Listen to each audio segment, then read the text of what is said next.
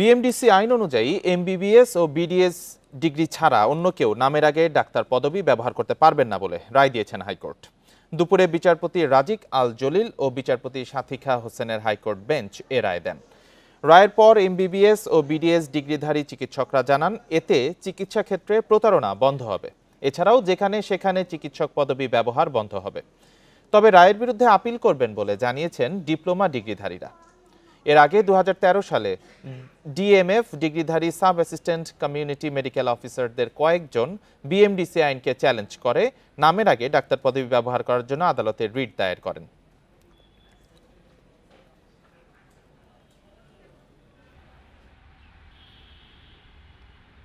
এই ঈদে জামা জুতো অ্যাকসেসরিজের ডিসকাউন্ট। এমবিবিএস বিডিএস ছাড়া নামের আগে কেউ ডাক্তার লিখতে পারবে না। হাইকোর্টের এমন আদেশের পর রাজশাহী, খুলনা, রংপুর সহ বিভিন্ন স্থানে ইন্টার্ন চিকিৎসকরা তাদের কর্মবিরতি প্রত্যাহার করেছেন। রায় ঘোষণার পরই কাজে যোগ দেন তারা। এর আগে এমবিবিএস ডিগ্রি ছাড়া ডাক্তার পদবি ব্যবহার এবং ম্যাটসের কার্যক্রম বন্ধ সহ 5 দাবিতে চিকিৎসকদের আন্দোলনের কারণে প্রায় সব হাসপাতালের আউটডোর সেবা বন্ধ হয়ে যায়। ফলে চরম ভোগান্তিতে পড়েন রোগী ও স্বজনরা। 19 ফেব্রুয়ারি রাজশাহী মেডিকেল কলেজ হাসপাতালের ইন্টার্ন চিকিৎসকরা আন্দোলনে নামার পর 4 মার্চ তাদের সাথে একাত্মতা জানিয়ে ক্লাস পরীক্ষা বর্জন করেন কলেজের সব শিক্ষার্থী। মঙ্গলবার থেকে ইন্টার্নদের 5 দফা দাবির সাথে একাত্মতা জানিয়ে চট্টগ্রাম, রাজশাহী, সিলেট ও রংপুর সহ বিভিন্ন মেডিকেল কলেজ হাসপাতালের আউটডোর সেবা বন্ধ রাখেন চিকিৎসকরা। আমরা আমাদের রায় পেয়েছি, ন্যায্য অধিকার পেয়েছি, আমরা সাড্ডনা রাখবো না, আমরা কর্মস্থলে ফিরে আসবো ইনশাল্লাহ অতি সত্বর, অতি দ্রুত। মহামান্য হাইকোর্ট এই রিটটাকে খারিজ করে দিয়েছেন এবং এই জন্য আমরা হাইকোর্ট সহ সরকারের কাছে কৃতজ্ঞতা প্রকাশ করছি। চিকিৎসকরা রোগীদের কল্যাণের জন্য, রোগীদের চিকিৎসার জন্য আবার মাঠে নেমে যাবে এবং আজকে থেকে সমস্ত প্রাইভেট প্র্যাকটিস সহ অন্যান্য সেবাগুলো, সরকারি সমস্ত সেবা চালু থাকবে। অবৈধ বালু ব্যবসা ও ইজারা নিয়ে দ্বন্দ্বের জেরে মাদারীপুরে মসজিদে ঢুকে 3 জনকে কুপিয়ে হত্যা করা হয়েছে বলে জানিয়েছে র্যাব। এ ঘটনায় প্রধান আসামি হোসেন সর্দারকে গ্রেপ্তার করা হয়েছে। দুপুরে বরিশাল র্যাব 8 কার্যালয়ে সংবাদ সম্মেলনে লেফটেন্যান্ট কর্নেল নিস্তার আহমেদ জানান, তথ্য প্রযুক্তির সহায়তায় ঢাকার আশুলিয়া থেকে হোসেন সর্দারকে গ্রেপ্তার করা হয়। একই মামলার অপর আসামি সুমন সর্দারকে গ্রেপ্তার করা হয় শরীয়তপুর থেকে। র্যাবের দাবি, দীর্ঘদিন ধরে সাইফুল সর্দারের সাথে বালু ব্যবসা নিয়ে দ্বন্দ্ব চলছিল হোসেন সর্দারের সাথে। এর জেরে শনিবার দুপুরে দুপক্ষের লোকজনের মধ্যে শুরু হয় সংঘর্ষ। এ সময় সাইফুল সর্দার, তার ছোট ভাই অলিল সর্দার ও চাচাতো ভাই পলাশকে ধারালো অস্ত্র দিয়ে কুপিয়ে হত্যা করা হয়। নিহত ও গ্রেপ্তারকৃতরা সবাই আওয়ামী লীগের রাজনীতির সাথে জড়িত। আশুলিয়া থানাধীন চিত্রা সাহিল এলাকায় অভিযান পরিচালনা করে কাঁঠালতলা কেন্দ্রীয় জামে মসজিদ এলাকা হতে বহুল আলোচিত চাঞ্চল্যকর এই মামলার 1 নম্বর আসামি মোহাম্মদ হোসেন সর্দারকে আটক করতে সক্ষম হয়েছে। বকেয়া বেতনের দাবিতে আশুলিয়ার নবীনগর চন্দ্রা মহাসড়ক 2 ঘন্টা অবরোধ করে বিক্ষোভ করেছেন শ্রমিকরা। পরে পুলিশ ও সেনাবাহিনী গিয়ে তাদের ছত্রভঙ্গ করলে যান চলাচল আবারও শুরু হয়। এর আগে দুপুরে আশুলিয়ার বারুইপাড়ায় মাহমুদ ফ্যাশন কারখানার শ্রমিকরা সড়ক অবরোধ করেন। শিল্প পুলিশ জানিয়েছে, কারখানার শ্রমিক ও স্টাফদের জানুয়ারি ও ফেব্রুয়ারি মাসের বকেয়া বেতন দেওয়ার কথা ছিল। তবে কারখানা কর্তৃপক্ষ বেতন না দেওয়ায় দুপুর 2টা থেকে শ্রমিকরা নবীনগর চন্দ্রা মহাসড়কে অবস্থান নেন। এতে মহাসড়কের উভয় পাশে যান চলাচল বন্ধ হয়ে যায়। দুর্ভোগে পড়েন সড়কে চলাচল করা যাত্রীরা।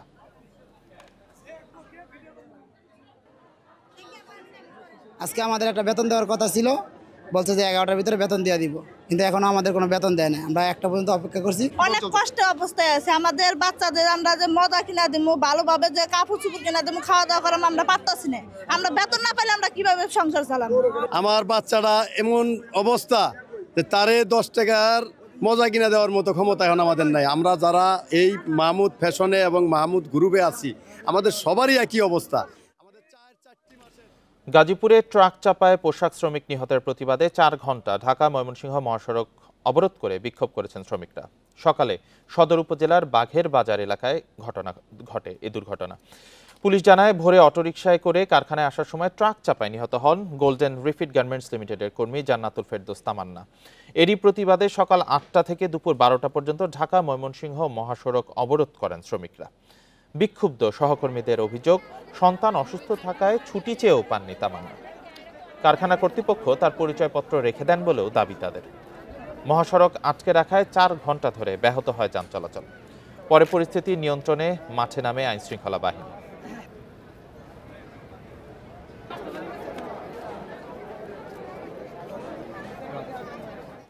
গত বছরের তুলনায় এবার ভোজ্য তেল আমদানি হয়েছে বেশি, তবুও বাজারে তেলের সংকট কাটছে না।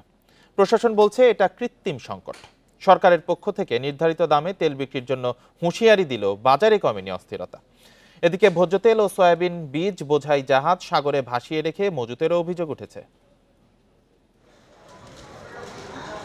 চলতি রমজানের আগে থেকে শুরু হয় বাজারে ভোজ্য তেল নিয়ে অস্থিরতা, বাড়তে থাকে দাম। খোলা বাজারে দেখা দেয় সংকট। দেশের ভোগ্যপণ্যের সবচেয়ে বড় পাইকারি বাজার চট্টগ্রামের খাতুনগঞ্জেও দেখা দেয় সংকট। হিসাব বলছে দেশে প্রতি মাসে সয়াবিনের চাহিদা থাকে গড়ে ৮৭,০০০ টন। রোজায় এই চাহিদা কিছুটা বাড়ে, তবে গত জানুয়ারি ও ফেব্রুয়ারিতে আমদানি করা হয়েছে প্রায় ৩.৫ লাখ টন তেল, যা আগের বছরের তুলনায় ৫% বেশি। এছাড়া আরও কিছু তেল জাহাজ থেকে খালাসের অপেক্ষায় আছে। ৩,৪২,৫০০ মেট্রিক টনের মতো তেল গত শুধু জানুয়ারি এবং ফেব্রুয়ারি এই 2 মাসে এসছে। এর বাইরেও আমাদের আউটার অ্যাঙ্কারেজে বর্তমানে 7টা জাহাজ আছে, যেগুলোতে প্রায় ৮৪,০০০ মেট্রিক টন ভোজ্য তেল আছে। এগুলা পর্যাপ্ত এবং গতবারের সাথে যদি আমরা তুলনা করি তাহলে 4 to 5% বেশি এসছে। আমদানিতে এমন রেকর্ডের পরও ঠিক বিপরীত চিত্র দেখা যাচ্ছে খাতুনগঞ্জে। চাহিদা অনুযায়ী তেল মিলছে না বাজারে, একেবারে উধাও বোতলজাত সয়াবিন তেল। আমদানি বেশি হচ্ছে যে এটা তো আমরা বুঝতে পারতেছি না, কারণ এখানে যদি এসআরের লোক আসতো তাহলে আমরা বুঝতে পারতাম যে ঠিক আছে আমরা তেল পাচ্ছি, কারণ আমরা পাচ্ছি না। এগুলো সিন্ডিকেট করে এখানে তেল দিতেছে না বাজারে। বাজার আমদানি লাগবে 50 কার্টন, আপনাকে 2 কার্টন, এগুলো হইতেছে এখানে হইতেছে না। এই অবস্থায় ব্যবসায়ীদের নিয়ে সভা করে অতিরিক্ত দামে তেল বিক্রির বিরুদ্ধে কঠোর হুঁশিয়ারি দেয় প্রশাসন। গুদাম পর্যায়ে মোবাইল কোর্ট সাঁড়াশি অভিযান চলবে। এদিকে ব্যবসায়ীরা বলছেন পরিস্থিতি স্বাভাবিক করতে আসল জায়গায় হাত না দিলে বাজারে ভোজ্য তেল সরবরাহে প্রভাব পড়বে না। মেস্টার যদি ডিলারের উপরে যদি যাই দেয় তাহলে করে না বুঝতে পারে, কোম্পানি সরাসরি কোম্পানির কাছে যেতে হবে, বড় বড় কোম্পানি যেগুলো আছে ওখানে যেতে হবে। ওখানে গেলে করোনাটা বের হয়ে আসবে। কেন পাচ্ছি না আমরা মালটা? সমুদ্রে সয়াবিন সিড নিয়ে বেশ কিছু ছোট জাহাজ রয়েছে, যা সংকট নিরসনে কিছুটা সহায়তা করবে বলে মনে করছেন সংশ্লিষ্টরা। আলমগীর সবুজ, ইন্ডিপেন্ডেন্ট নিউজ, চট্টগ্রাম। এবার জানাবো ইফতার বাজারের খবর।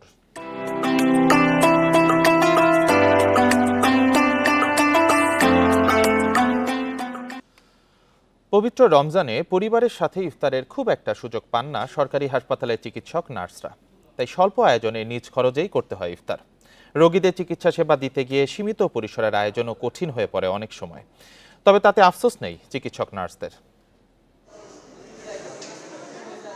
রাজধানীর আগারগাঁওয়ের জাতীয় অর্থোপেডিক হাসপাতাল, রোগীর সেবায় ব্যস্ত চিকিৎসকরা।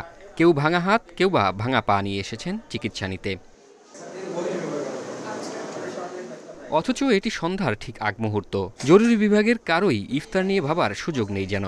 শুধু একদিন নয়, হাসপাতালটির প্রায় প্রতিদিনের ঘটনাই এমন। জরুরি রোগী নিয়ে কাজ করতে হয়, তো আমাদের এখানে দেখা যায় যে আমরা সাধারণত 2, 3 জন 4 জন ডিউটিতে অরত অবস্থায় থাকি। তো আমাদের সবসময় একজন একটু ইফতারি করে ধরেন ওইখানে থাকে, তখন আমরা টার্ন বাই টার্ন ইফতারিটা সাধারণত করে থাকি, যেন কখনোই কোনো রোগী যেন আমাদের মিস না হয় অ্যাটেন্ড করতে। আমাদের আসলে অভ্যাস হয়ে গেছে এখন, আমরা যেহেতু দায়িত্বটাই নিয়েছি যে কাজ করার, জনসেবা করার, তো সেজন্য এখন আর ওইরকম খারাপ লাগে না। রোগীদের সেবা দিতে গিয়ে পরিবারের সঙ্গে ইফতারের সুযোগ পান না চিকিৎসক নার্সরা। খুব কম সময়ে নিজেদের উদ্যোগে অল্প আয়োজনেই ভাঙতে হয় রোজা। আমরা তো রোগীদের স্বার্থে কাজ করছি, তো সেই ক্ষেত্রে হচ্ছে আমাদের ইফতারের যে সময়টা আপনার খুব অল্প সময়ের মধ্যে সেটা সারতে হয়, এবং হচ্ছে ধরেন যে কখনো 10 মিনিটের ভিতরেই ম্যাক্সিমাম আমরা এগুলো করি। খারাপ তো আসলে লাগে মাঝে মাঝে যে ফ্যামিলির সাথে করলে ভালো হতো, কিন্তু আসলে চাকরির ক্ষেত্রে আমাদের তো এটা স্যাক্রিফাইস করতেই হবে, কারণ সৃষ্টিকর্তা এটা আমাদেরকে প্রফেশনটা এভাবেই দিয়েছে, অতএব আমাদেরকে মেনে নিতে হবে। ফ্যামিলির সাথে ইফতার করাটা যে আনন্দটা সেটা আমরা পাই না, বা একটা সময় না যে ইফতার করাটা সেটাও আমরা পারি না, কারণ আমাদের এখানে সেবা কাজ নিয়োজিত আছে জরুরি সেবার কারণে। শুধু চিকিৎসক নার্স নন, রোগীর স্বজনরাও ইফতার সারেন অল্প খাবারে। ইফতারি করতেছি, আজকে রোজা আইছে বলে থেকে ইফতারি করতেছি। 1 মাস ধরে এখানে আছি। ওনার অ্যাক্সিডেন্ট হয়েছে, ওনাকে নিয়ে এখানে রয়েছেন। তবে এ নিয়ে এক বিন্দু আফসোস নেই কারো। মানব সেবার ব্রতকেই বড় করে দেখছেন চিকিৎসক নার্সরা। জাহিদুল ইসলাম, ইন্ডিপেন্ডেন্ট নিউজ, ঢাকা। অন্যান্য বছরের মতো এই বছরও গণ ইফতারের আয়োজন করেছে চট্টগ্রামের আন্দরকিল্লা শাহী জামে মসজিদ কর্তৃপক্ষ। এই ইফতার আয়োজনে প্রতিদিন অংশ নেন ৩,০০০-এর বেশি মানুষ। ২ যুগ আগে ক্ষুদ্র পরিসরে শুরু হওয়া এই গণ ইফতার এখন পরিণত হয়েছে ধনী গরিবের মিলন মেলায়। ১৯৯৬ সালে ঐতিহ্যবাহী আন্দরকিল্লা শাহে জামে মসজিদের খতিব মাওলানা সৈয়দ মোহাম্মদ আনোয়ার হোসাইন তাহের জাবিরি আল মাদানির উদ্যোগে হাতে গোনা কয়েকজন রোজাদার নিয়ে গণ ইফতার চালু হয়েছিল। পরবর্তীতে এই ইফতার আয়োজনে বাড়তে থাকে রোজাদারদের অংশগ্রহণ। সেই ইফতার আয়োজনের পরিধি বেড়েছে কয়েক গুণ। প্রতিদিন বিকেলে এই মসজিদে ইফতার করতে সমবেত হন নানা শ্রেণী পেশার মানুষ। প্রতিদিন অন্তত ৩,৫০০ মুসল্লি একসাথেই ইফতার করেন এখানে। ইফতারের টাইম হলো দোয়া কবুলের সময়, এজন্য আমি বছর ২-১বার হলো আন্দুল্লাহ শাহী জামে মসজিদে ইফতার করার জন্য আসি। আসলে মূলত এই দোয়ার উদ্দেশ্যে এখানে আসা। এখানে একটা সুন্দর পরিবেশ সৃষ্টি হয়েছে আমাদের খতিব মহোদয়ের মাধ্যমে। এটা বলা যায় একটা মিলন মেলা, মুসলমানদের একটা মিলন মেলা। প্রতিদিন ভোর ৬টা থেকে এখানে ইফতার তৈরির কাজ শুরু করেন ১২ জন বাবুর্চি। শরবত, পেঁয়াজুর, বেগুনি, খেজুর, জিলাপি, মুড়ি, আলুর চপ সহ মোট ১০ পদের ইফতার দেওয়া হয় প্রতিজন মুসল্লিকে। এসব সামগ্রীর জন্য গোপনে টাকা দেন সমাজের গুণীজনরা। ৫৫০ বছর আগের মসজিদ, মোগল আমলের মসজিদ। এই মসজিদের মধ্যে দুইটি গুরুত্বপূর্ণ বিষয় আছে। একটা হচ্ছে মোগল আমলের মসজিদ, আর এই মসজিদের যিনি খুতবা দেয়, যারা খুতবা দিত তারা প্রত্যেক রসুলের বংশধর ছিল। শুধু ইফতার করতে আসা লোকজনই নন, স্বেচ্ছায় শ্রম দিয়ে অন্যরকম প্রশান্তি পান এই আয়োজনের সাথে জড়িতরা। ওরা সারাদিন পরে রান্না বান্না করে দেয়, রাত আসার সময় ইফতারের আগে করে আমাদেরকে রান্নাগুলো এখানে পাক করে এখানে আনে দেয়, সেখান থেকে আমরা বন্টনটা করি।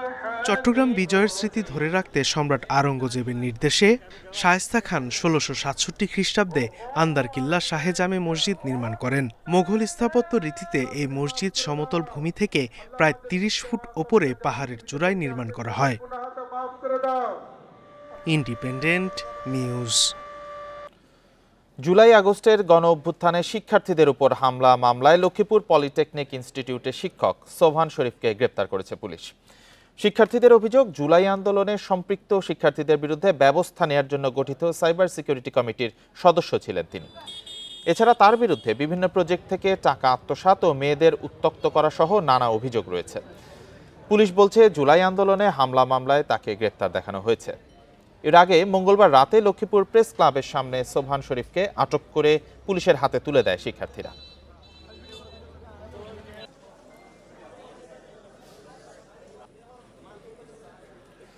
নাটোরের বড়াই গ্রামে শিশু শিক্ষার্থীকে যৌন নির্যাতনের দায়ে আব্দুর রহিম ওরফে কালু নামের এক মাদ্রাসা শিক্ষককে যাবজ্জীবন কারাদণ্ড দিয়েছে আদালত। এছাড়া ৫০,০০০ টাকা জরিমানা করা হয়েছে। দুপুরে জেলা নারী ও শিশু নির্যাতন দমন ট্রাইব্যুনালের বিচারক মোহাম্মদ আব্দুর রহিম আসামির উপস্থিতিতে এ রায় ঘোষণা করেন। রাষ্ট্রপক্ষের আইনজীবী জানান, ২০২১ সালের ১৮ই মে মাদ্রাসার ওই ছাত্রকে বাসা থেকে ডেকে নিয়ে নির্যাতন করে শিক্ষক আব্দুর রহিম। ঘটনাটি কাউকে না জানাতে শিশুটিকে ভয় ভীতি দেখায়। পরে শিশুটি অসুস্থ হয়ে পড়লে এই ঘটনায় তার বাবা বাদী হয়ে মামলা করেন। রায়ে সন্তুষ্টি প্রকাশ করেছে শিশুটির পরিবার।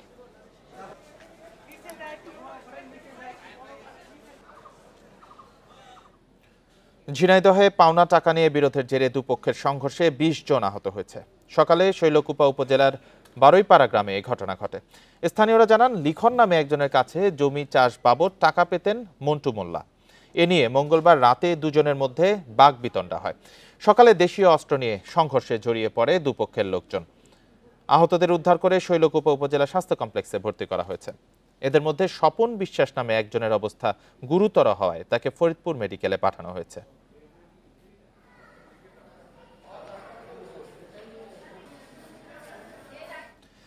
ভ্যাট ফাঁকির অভিযোগে মানিকগঞ্জের শিবালয়ে বিউটি টোবাকোর সিগারেট কারখানায় অভিযান চালিয়েছে যৌথ বাহিনী। এ সময় কারখানাটি সিলগালা এবং বিপুল পরিমাণ নকল ব্যান্ডরোল ও সিগারেটের শলাকা জব্দ করা হয়েছে। মঙ্গলবার উপজেলার নতুন পাড়ায় অবস্থিত কারখানায় নির্বাহী ম্যাজিস্ট্রেট সাথী দাসের নেতৃত্বে অভিযান চালায় যৌথ বাহিনী। কারখানাটির বিরুদ্ধে প্রায় ৩৪ লাখ টাকার ভ্যাট ফাঁকি দিয়ে সিগারেট তৈরি ও বাজারজাত করার অভিযোগ রয়েছে। এসব অভিযোগের সত্যতা পাওয়ায় এবং নকল ব্যান্ডরোল ও সিগারেটের শলাকা তৈরির দায়ে কারখানাটি সিলগালা করে দেওয়া হয়। অভিযানে ভ্যাট, কাস্টমস ও পরিবেশ অধিদপ্তরের কর্মকর্তারা উপস্থিত ছিলেন। যে কোম্পানিটা তারা হচ্ছে তাদের যে ব্যান্ডরোল থাকার কথা সরকার নির্ধারিত যেটা সেটা হচ্ছে নকল। তো যেহেতু আমরা নকল পেয়েছি সেক্ষেত্রে তাহলে রাজস্ব ফাঁকি দেওয়া হচ্ছে, আনুমানিক 34 লাখ টাকার মতো রাজস্ব ফাঁকি হতে পারে। শরীয়তপুরে জয়ন্তী নদীর পাড় থেকে উদ্ধার হওয়া নারী শিশুর মরদেহ শনাক্ত করেছে পুলিশ। নারীর নাম তানিয়া আক্তার ও শিশুটির নাম রাবেয়া আক্তার। তারা সম্পর্কে মা ও মেয়ে। গোসাইরহাট থানার ওসি মাকসুদ আলম জানান, গতকাল সকালে উপজেলার মসুরগাঁও এলাকার জয়ন্তী নদীর পাড় থেকে অজ্ঞাত নারী ও শিশুর মরদেহ উদ্ধার করা হয়। পরে খোঁজ নিয়ে জানা যায় তারা বরিশালের হিজলা উপজেলার ইন্দোরিয়া গ্রামের বাসিন্দা। এ ঘটনায় নিহত নারী তানিয়ার বাবা দুলাল হাওলাদার বাদী হয়ে তার স্বামী আব্দুর রহমান ও শ্বশুরসহ 3 জনের বিরুদ্ধে হত্যা মামলা করেছেন।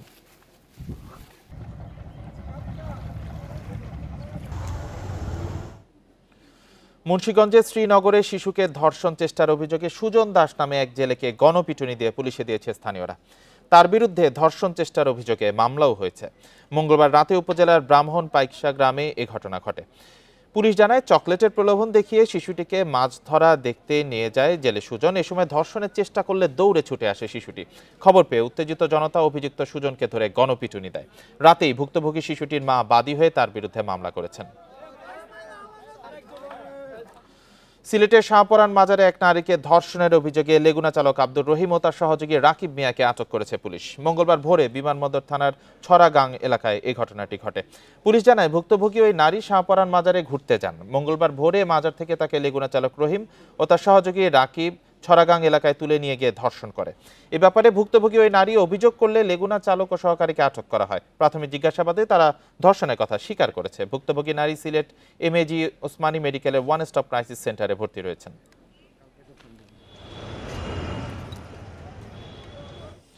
এই ছিল এখনকার সংবাদে। ধন্যবাদ সবাইকে।